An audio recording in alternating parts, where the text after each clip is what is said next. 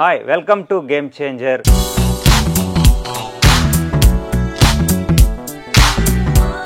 IT లీడర్గా 25 ఏళ్ల ప్రస్థానం, ఏడాదిలోనే 500 మందికి పైగా క్లయింట్స్కి సేవలు అందిస్తున్న డాక్టర్ వెంకట్ బూరా గారు ఈ వారం గేమ్ చేంజర్గా మన ముందున్నారు.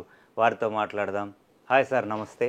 నమస్తే అండి. సార్ చెప్పండి, మీ ఎంటర్‌ప్రెన్యూరల్ జర్నీ ఎలా స్టార్ట్ అయింది, ఎక్కడికి చేరుకున్నారు? ఫస్ట్ చెప్పాలి అంటే నా పేరు వెంకట్ బూరా. నేను వచ్చేసి 11 ఇయర్స్ నుంచి ఈ స్టార్టప్ జర్నీలో ఉన్నాను. సో ప్రయర్ టు దట్ నా ఎడ్యుకేషన్ అంతా కూడా ఖమ్మం, నల్గొండ జిల్లాలో.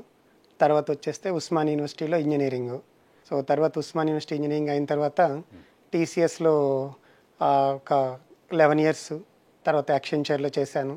సో అప్పుడు చేస్తున్నప్పుడు వరల్డ్ వైడ్ ట్రావెల్ చేయడానికి, తర్వాత క్లయింట్స్ అక్రాస్ ద గ్లోబ్ క్లయింట్స్తో వర్క్ చేయడానికి అవకాశం వచ్చింది. సో చాలామంది మల్టీనేషనల్ కంపెనీస్, తర్వాత అన్ని కల్చర్స్ అర్థమయ్యాయి. అక్కడి నుంచి వచ్చిన తర్వాత హైదరాబాదు, చెన్నైలో వర్క్ చేశాను. వర్క్ చేసిన తర్వాత మామూలుగా ఆలోచిస్తున్నప్పుడు సో నెక్స్ట్ ఏంటి, ఎలా వెళ్ళిపోతుంది కెరీర్, ఎలా చేస్తామనుకుంటున్నప్పుడు ఒక ఐడియా వచ్చేసి ఓన్గా జాబ్స్ క్రియేట్ చేయటం ఎందుకు ట్రై చేయకూడదు అన్న ఉద్దేశంతో 2014లో ఇది స్టార్ట్ చేశానండి. సో నేను otherwise I'm electrical and electronics engineer from Osmania campus. So 2014 start చేసిన తర్వాత ఇనిషియల్ పీరియడ్లో మేము హెల్త్ కేర్ సాఫ్ట్వేర్ మీద బాగా ఫోకస్ చేశాము.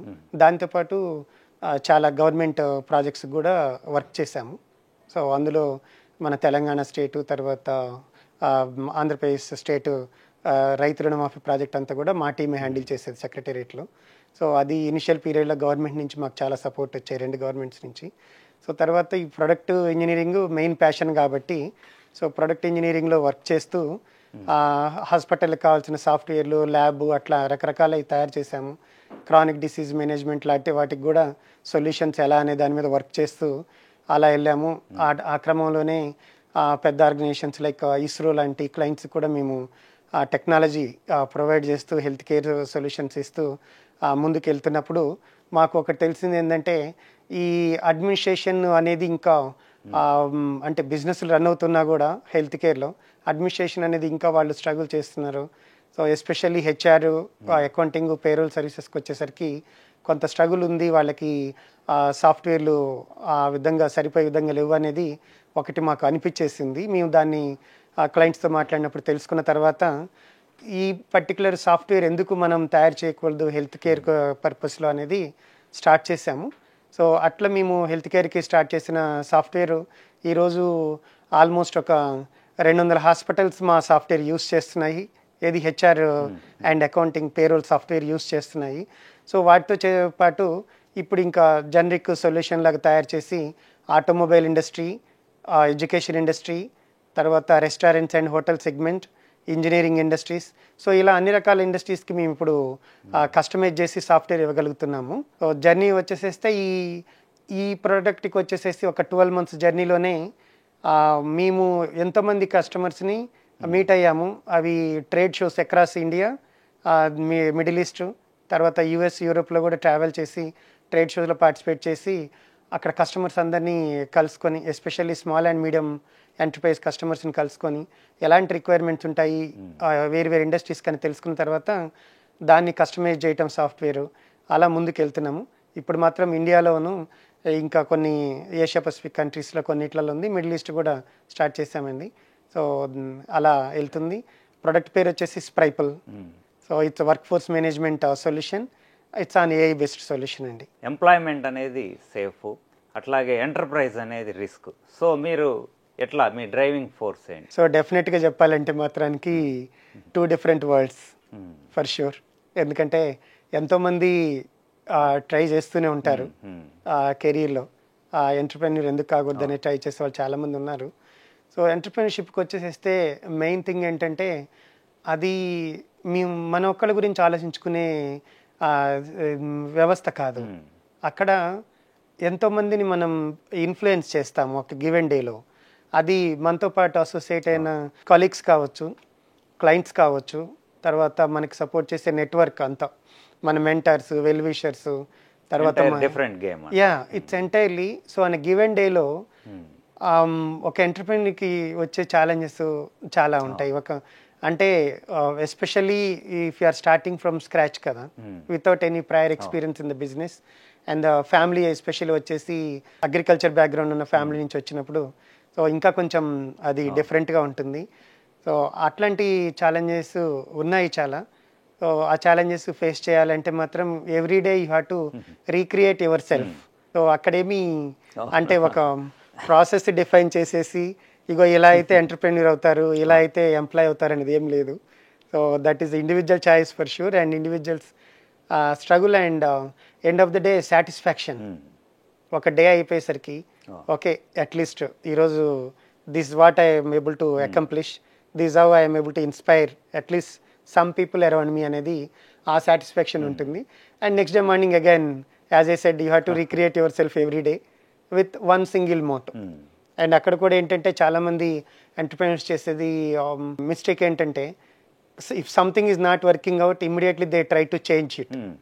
అది ప్రాబ్లం. ఎందుకంటే అక్కడ వెంటనే చేంజ్ చేసుకుంటూ వెళ్ళిపోతూ ఉంటే the message that you are giving to the world will not be consistent. So ఎప్పుడైతే కన్సిస్టెంట్ మెసేజ్ లేదో అప్పుడు ప్రాబ్లం అయిపోతుంది. ఎందుకంటే then very difficult for someone to come and support you in that journey.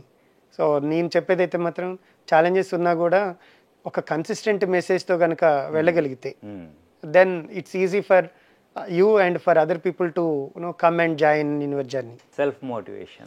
Yeah, self motivation and staying on the single motto instead of changing the direction every day.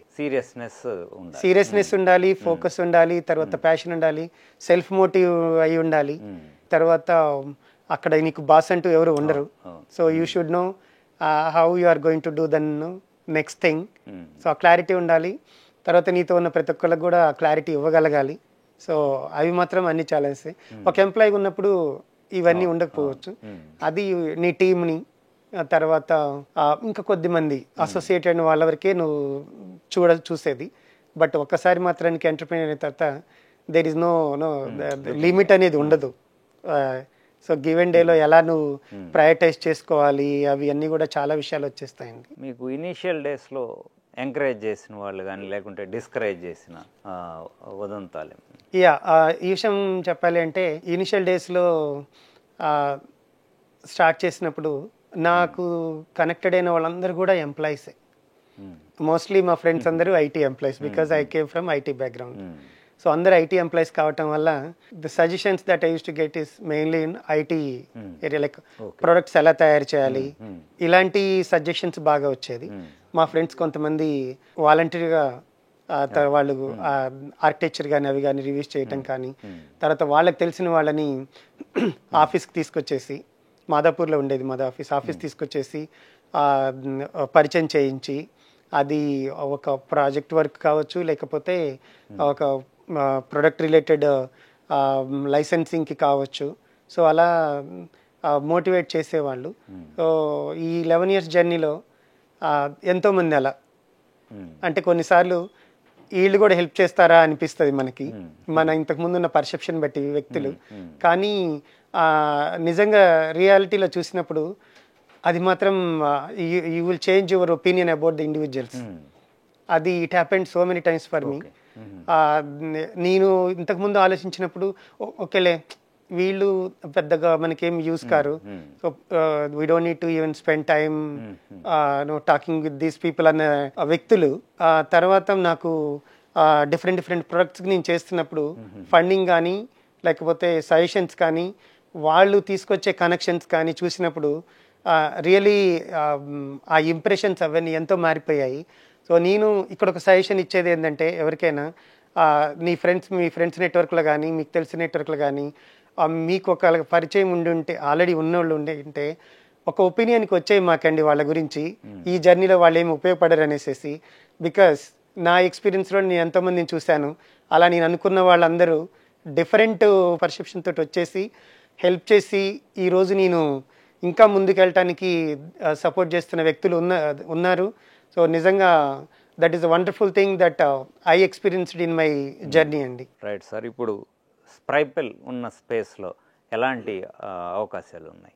So Spryple when we started as a said like medium segment అనుకున్నాము, small and medium segment, especially health care సెగ్మెంట్కి ఒకటి తయారు చేయాలన్న ఇంటెంట్తో start చేశాము.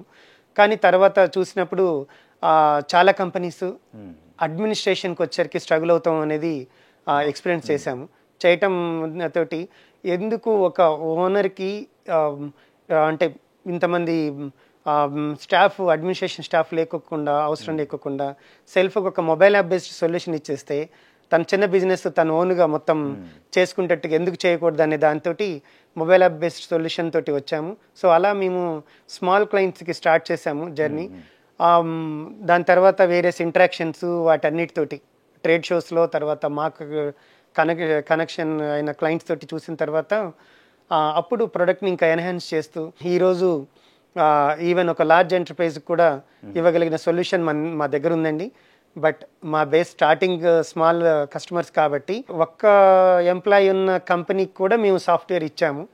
ఎందుకంటే our motto is to support the businesses. So మేము ఆ ఒక్క ఎంప్లాయీ ఉన్న కంపెనీ రేపటి రోజున వాళ్ళు చాలా పెద్దగా ఎదిగినప్పుడు డెఫినెట్గా మాకు వాళ్ళు ఎసెట్ అవుతారు, ఆ micro and small companies. So అది ఎప్పుడు మైక్రో అండ్ స్మాల్ కంపెనీస్ ఎప్పుడు మా బేసే. సో కానీ మా దగ్గర మాత్రం డెఫినెట్గా ఒక లార్జ్ ఎంటర్ప్రైజ్ సరిపోయేంత సొల్యూషన్ ఉంది. మాకు అలాంటి సపోర్ట్ చేయగలిగిన ఎక్స్పీరియన్స్ ఉంది, అలాంటి ఎక్స్పీరియన్స్ లీడర్షిప్ ఉంది మా కంపెనీలో, అలాంటి ప్రొడక్ట్ ఉంది.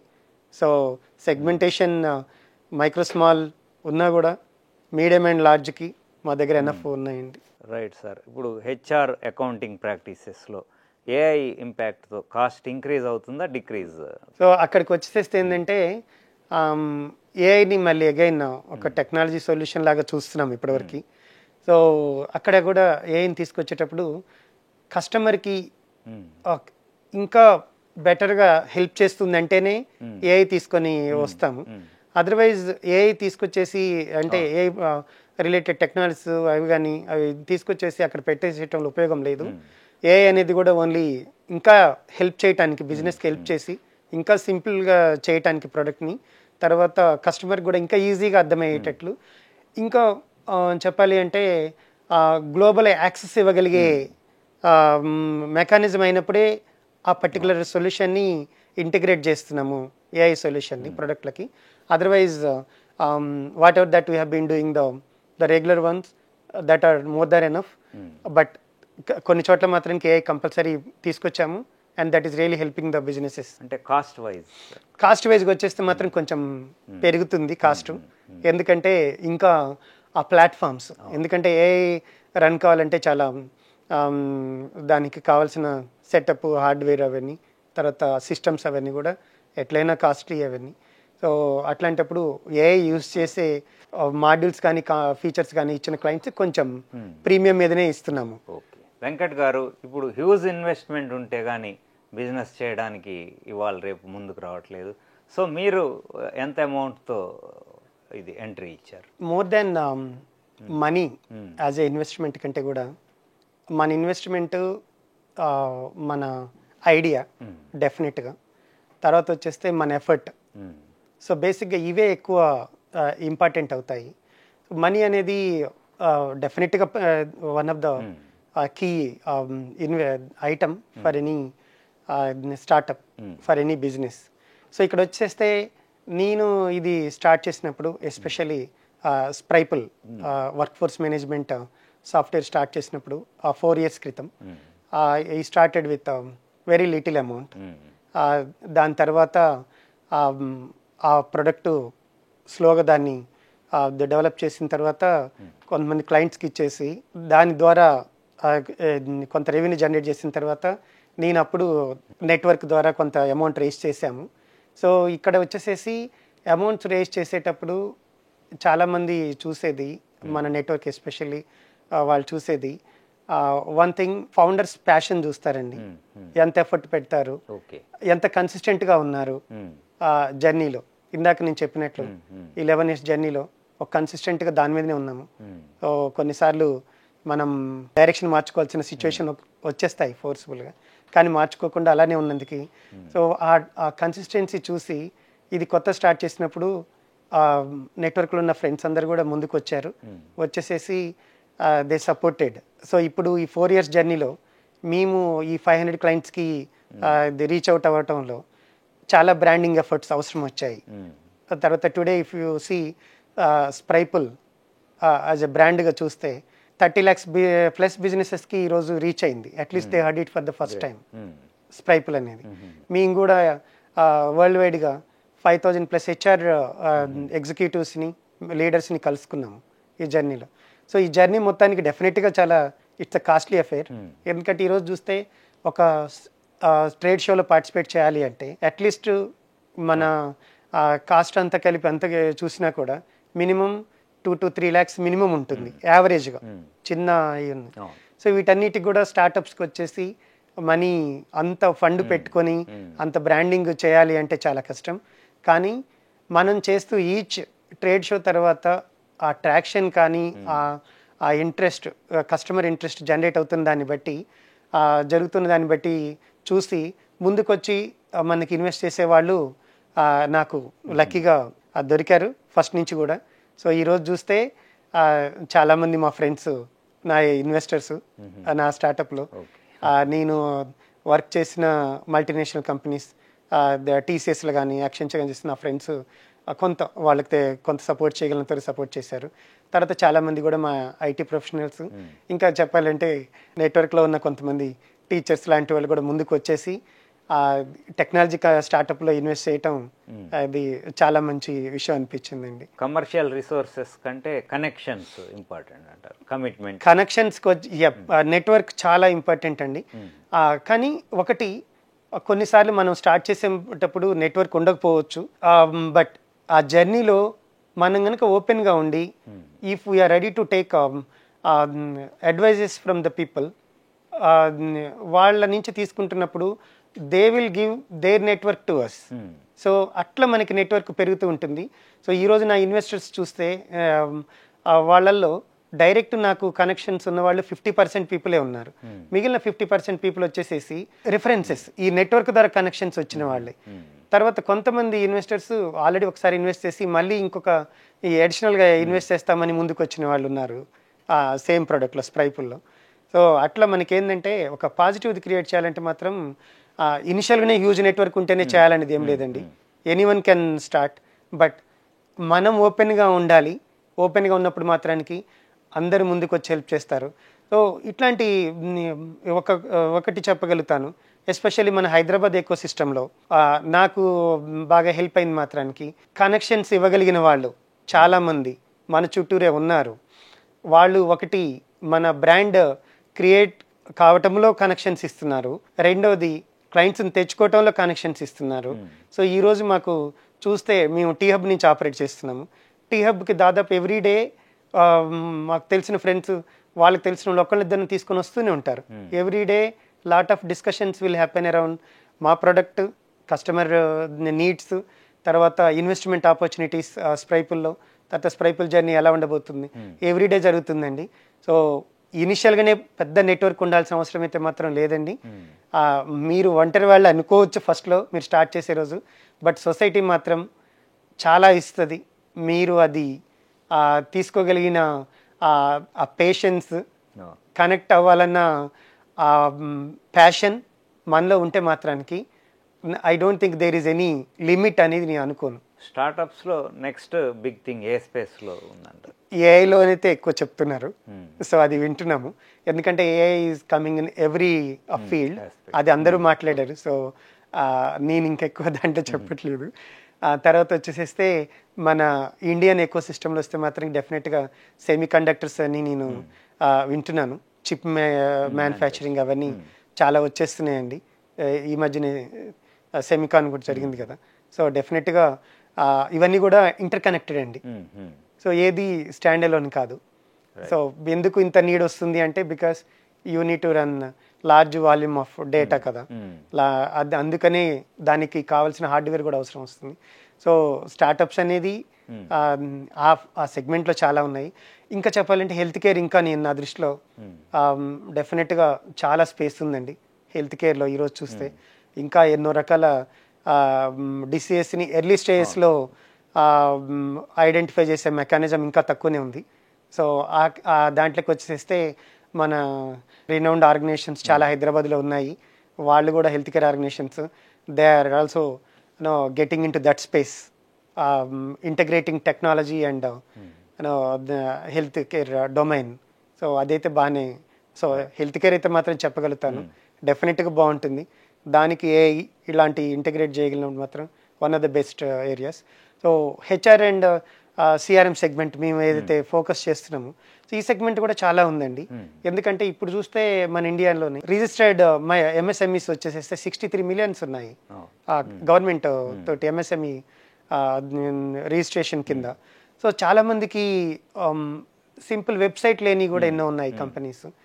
సో స్టార్టప్స్కి వచ్చేస్తే if we can identify the problems that MSMEs are facing today, and if we can solve that problem, there's huge scope for doing business in MSME segment అండి. So మేము యాక్చువల్గా అదే ప్లాన్ తోటే Spryple start చేసింది. అందులో first సొల్యూషన్గా work force management solution take up చేసాము. But MSME సెగ్మెంట్లో కనుక ఏదైనా చేయగలిగితే ఏ స్టార్టప్లో అయినా కూడా ముందుకు వచ్చేసి if they can address the common issues that MSMEs are facing, అది మాత్రం డెఫినెట్గా ఇంకొక బెస్ట్ ఆపర్చునిటీ ఏరియా అవుతుంది. Right sir. రాబోయే 5 ఏళ్లలో స్ప్రైపుల్ని ఎలా చూడాలనుకుంటున్నారు? We want to see it everywhere డెఫినెట్గా, but my focus is mainly on the MSME segment డెఫినెట్గా, ఎందుకంటే మేము that is where we started. ఇప్పుడు వచ్చేసి ఫోకస్ అంతా ఇండియన్ ఎంఎస్ఎంఈ సెగ్మెంట్ మీద బాగా ఫోకస్ చేస్తున్నాము. తర్వాత గ్లోబల్ లెవెల్లో same micro small and medium ఎంటర్ప్రైజ్కి గ్లోబల్ లెవెల్లో సొల్యూషన్స్ ఇవ్వడానికి వర్కౌట్ చేస్తున్నామండి. నేను ఇందాక చెప్పినట్లు ఆల్రెడీ మేము వేరియస్ వెన్యూస్ మీలో అది కస్టమర్స్ని కలవటం జరిగింది గ్లోబల్ లెవెల్లో. So we understood the requirement of the global clients apart from our Indian MSMEs here. So దాన్ని బట్టి మేము సొల్యూషన్స్ అన్నీ కూడా కస్టమైజ్ చేస్తున్నాము.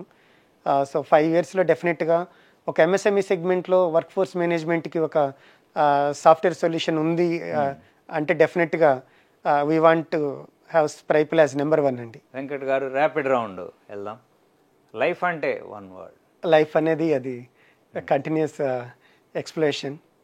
So because you don't know what is going to be there for you next minute. Life partner డెఫినెట్గా more than a friend అయి ఉండాలి. ఎందుకంటే they have to support you in every of your aspirations. Family డెఫినెట్గా అది back bone మన జర్నీకి, especially entrepreneur జర్నీకి అయితే ఇంకా చాలా ఎక్కువ. Money or mission? Both are important, కానీ మిషన్ అనేది that drives your journey every day. Money అనేది డెఫినెట్గా that's a fuel and also it's a by product of your mission. Luxury or necessity? రెండు అవసరమే. ఎందుకంటే నెసెసిటీ అనేది that keep you going forward every day, కానీ కొన్నిసార్లైనా ఆ లగ్జరీ అనేది ఉంటేనే యూ విల్ ఫీల్ కొంతవరకు హ్యాపీగా ఉంటుంది. డెఫినెట్గా ఉండాలి. Volumes and values? First values I will say definitely that will lead to volumes later. Favorite sports person? I will always admire Sachin Tendulkar for sure. Favorite movie and star? Definitely Chiranjeevi garu, Balakrishna garu సినిమాలు చూసి పెరిగినవాడిని. Right sir. Biggest fear? యాక్చువల్గా నేను ఎప్పుడు దాని మీద ఆలోచించలేదు.